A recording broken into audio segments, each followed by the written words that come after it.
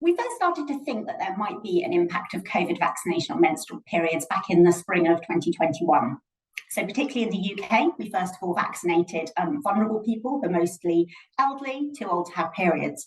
But as we started to vaccinate younger people, people started to say, oh, hey, I feel like I noticed that the vaccine affected my period. Because periods vary naturally, and because we don't often talk about our periods, although maybe we should, it was really difficult to know if that variation that people were noticing was actually variation caused by the vaccines, or if it was natural variation that they were just noticing because we'd started thinking about it and talking about it.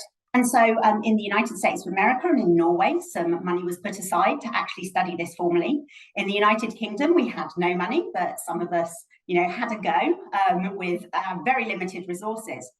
And now the first sort of formal work on that came out in January of this year, 2022.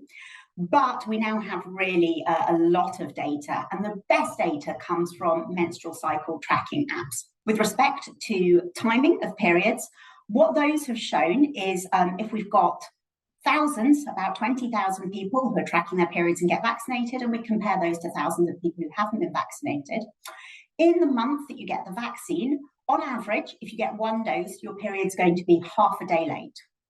But the people who really notice the difference are the people who get 2 doses in the same cycle, which some people will, particularly in countries that use a 3-week interdose interval. And those people will notice about a 2.5 or a 3-day delay to their next period. But it's really important to say that even the people who have this 2.5 or 3-day delay, their periods are back to normal within 2 cycles. And actually, most people's periods are back to normal. Either they never stopped being normal or they're back to normal the next cycle. So that's timing. Another thing that people noticed was they felt that their periods were heavier. This has been harder to study because people tend to log their menstrual flow less often in menstrual cycle tracking apps. But there is one app study which is now out as a preprint, and that suggests that about 4% more people will notice a heavier than usual period if they're vaccinated. And there was another study that didn't use app data that just asked people to retrospectively think about their periods, a Norwegian study. And that found that about 7% of people will notice a heavier than usual period after vaccination. And again, where these studies have followed people up, they're back to normal. Actually, for heaviness, they're back to normal the next month. So the headline finding is that there are changes, but they're really small compared to natural variation. They go back to normal very quickly. And in other studies that we've done looking at fertility, there's no effect of COVID vaccination on fertility, actually even the month you get vaccinated. So there's one study that's looking at people, tracking them over the whole period of the pandemic. And it finds that if you're trying to get pregnant, you're just as likely to get pregnant in the month that you're vaccinated as in any other month.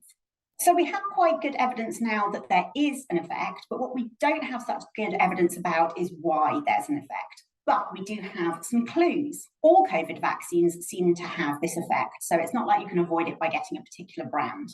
And in fact, there's some evidence that other vaccines have this effect as well. And to me, as an immunologist, that suggests that instead of there being a particular ingredient that is doing this, it's to do with the activation of the immune response, which happens with all vaccines. That's what they're designed to do. And so then we start to think, how could the immune response impact menstrual cycles? And actually, we have a lot of crosstalk between the immune system and the reproductive system. That's my whole job. And one of the things that we think could be going on here is that when we get vaccinated, we start off what's called an innate immune response, which later on kind of kicks off the protective part of the immune response. The innate immune response is the bit that's, to us as people, mostly annoying. It's the bit that gives you a sore arm, makes you feel a little bit under the weather. And I think it's probably the bit that is affecting periods. So we get the production of immune mediators, and I think it's probably going to be a particular class of immune mediators called cytokines that can crosstalk with the sex hormones that drive the menstrual cycle. And this might be changing the timing of the cycle.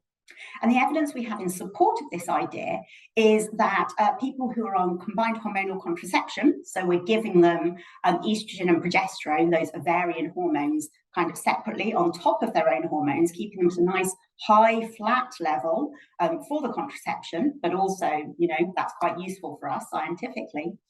Those people, they're much less likely to notice a change to the timing of their periods. That gives us a suggestion that this is mediated by hormones.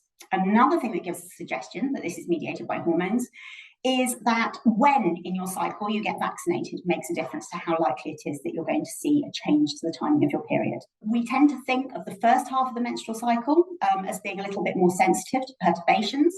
And actually there's some evidence that if you get vaccinated in the first half of the menstrual cycle, that is what is associated with having a late period. If you get vaccinated in the second half of the menstrual cycle, which is a little bit more robust, actually those people tend not to see a late period. So that's the evidence that timing might be affected by crosstalk between the immune system and hormones. What might be the mechanism that causes us to have heavier periods? There, I think it's a lot less clear. There's one idea that the lining of the uterus is really, really rich in immune cells, and some of these immune cells are involved in the build-up and the breakdown of the uterine lining. And perhaps if we kind of, activate these or perturb these by vaccination, then that might have an effect on the build-up and the breakdown, which we would see as a heavier period. And the piece of evidence that supports this idea is quite a small one, but basically, you are more likely to experience a heavier than usual period post-vaccination if you're older. And there's the idea that older people are a little bit less good at tissue repair. It's sadly, one of the things that happens as you get older. And so that's the suggestion that vaccination might be contributing to heavier than usual periods via immune-mediated mechanisms of tissue repair in the lining of the uterus. We actually had clues for more than a century, perhaps, that stimulation of the immune response can cause changes to menstrual periods, but no one really thought to look into it. And in some ways, I think that's a little bit indicative of the way that female reproductive health is often treated in medical research. And what's been really interesting about this is that if we'd understood this all along, this particular problem that came up where, we noticed this effect, it made people worry really quite a lot.